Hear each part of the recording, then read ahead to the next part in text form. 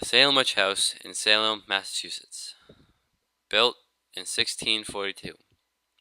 The Witch House is the only structure today that has any direct ties left to the witch trials. The owner was a wealthy judge named Jonathan Cohen, born December 10, 1640 and died June 9, 1718. He was one of the most powerful men in Essex County at the time and played a big part in the social and cultural development of Essex County. As you can see, the Witch House also shows a lot about how the architecture was and how wealthy people lived back then. You will also learn about how the medicine was back then and what the witch house had to do with it. Jonathan Cohen was a wealthy merchant and politician back during the witch trials, but what made him most famous was his role as a magistrate and a judge.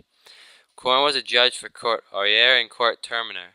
While Cohen was a judge, he oversaw 150 arrests, 19 people hanged, and even one person pressed to death. One major thing that took place inside the witch house was that people from the law came to Cohen for arrest warrants. He would sign them, like the one you see here, in the bottom right hand corner. Oh, yeah. Even after the trials, Cohen continued to be a judge trying regular cases in the Essex County area. Then, in 1704, Cohen became a judge for the Superior Court of Judicature.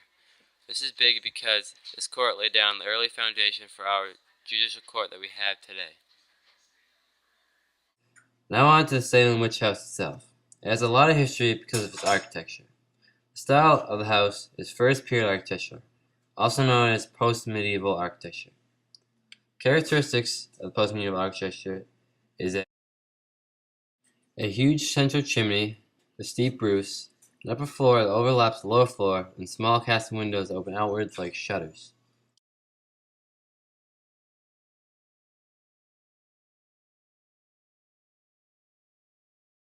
Inside the house, there are three main rooms: the parlor, the hall, and a few bedrooms. In the hall, there's a big fireplace with an oven and a dining area with tables and chairs. In the parlor, there's also a fireplace and a big trestle table. Trestle tables, like this one, were popular for rich people and date back to the Middle Ages. This table is 8 feet by 24 inches, because back then, any trees that were cut down any bigger than this were required by law to be shipped all the way to England. With this wood, they would build ships for the Royal Navy. In the witch house, there were 2 bedrooms, one for him and his wife and the littlest child, and one for his other kids. Now on to medicine. In the late 1600s and early 1700s, they didn't have high-tech equipment, so people were always trying new remedies to heal illnesses. Even in the witch house, medicine was practiced. There were superstitious remedies and there were herb remedies. Superstitious remedies were bizarre mixtures of random things that people would hope to cure diseases. They tried things like boiling hair, burning toads, bloodletting, and even leeching. Herb medicine was more practical. They would use all types of herbs and spices to make medicine.